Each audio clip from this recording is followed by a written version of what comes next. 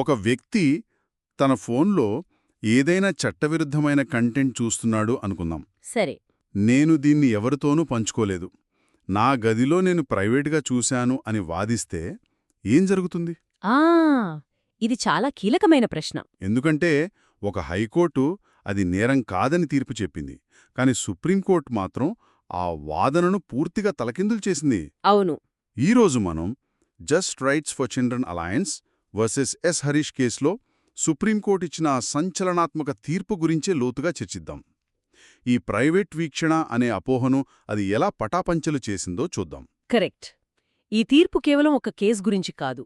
ఇది మన డిజిటల్ భద్రత, ముఖ్యంగా పిల్లల హక్కుల విషయంలో మన అవగాహనను పూర్తిగా మార్చేసింది.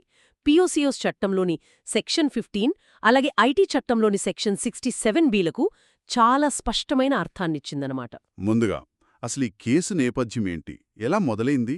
అంటే చెన్నైలో నేషనల్ క్రైమ్ రికార్డ్స్ బ్యూరోకు ఒక సైబర్ టిప్ లైన్ రిపోర్ట్ అందింది. ఓకే. ఎస్. హరీష్ అనే వ్యక్తి మొబైల్ నంబర్ నుండి చైల్డ్ పోర్నోగ్రఫీ డౌన్లోడ్ అవుతోందని ఆ రిపోర్ట్ సారాంశం.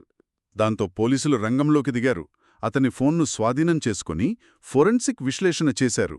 అందులో 2 వీడియో ఫైల్స్ ఉన్నట్లు తేలింది. అవును. కాని ఇక్కడే అసలు ట్విస్ట్ మొదలైంది. మద్రాస్ హైకోర్టు ఈ కేసును కొట్టివేసింది. కొట్టివేసిందా? ఎందుకు? ప్రైవేటుగా చూడటం లేదా కలిగి ఉండటం నేరం కాదని, అది కేవలం ఒక నైతిక పతనం అని వ్యాఖ్యానించింది. అమ్మో, ఇది చాలా ప్రమాదకరమైన తీర్పు గదా. ఖచ్చితంగా. అందుకే సుప్రీంకోర్టు జోక్యం చేసుకుని దీన్ని సరిదిద్దింది. ఆ తీర్పులో 2 కీలకమైన చట్టపరమైన సిద్ధాంతాలను ప్రవేశపెట్టింది. అందులో మొదటిది నిర్మాణాత్మక స్వాధీనం. అదే కదా, కన్స్ట్రక్టివ్ పొజెషన్. వినడానికి చాలా టెక్నికల్గా ఉంది. అవును. కానీ అర్థం చేసుకుంటే చాలా సింపుల్. అంటే ఫైల్ నా ఫోన్లో సేవ్ అవ్వలేదు, నేను కేవలం ఆన్లైన్లో చూశాను అనే వాదన ఇక చెల్లదు. ఓ.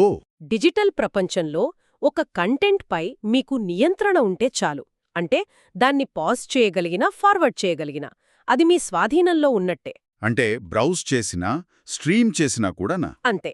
బ్రౌజ్ చేసినా స్ట్రీమ్ చేసినా సరే అది స్వాధీనం చేసుకున్నట్లే లెక్క.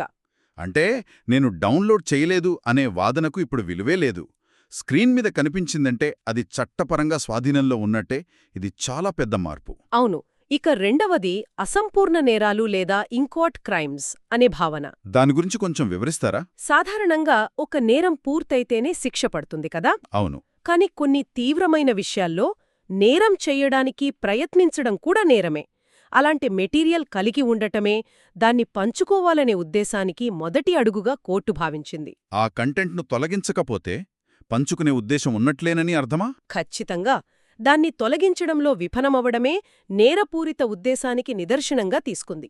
ఈ కేసులో కోర్టు ఉపయోగించిన పదజాలంలో కూడా ఒక మార్పు వచ్చింది కదా.